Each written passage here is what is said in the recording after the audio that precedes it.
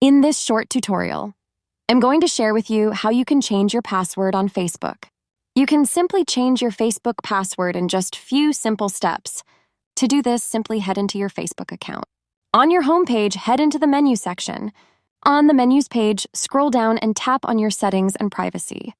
Then select Settings. On the Settings page, click on this first option of Account Center.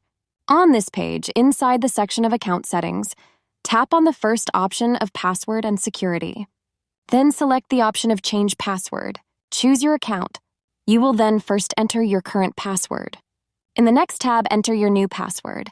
Then lastly, re-enter your new password. Tap on Change Password and it will successfully get updated. That's how easy it is to change your Facebook password.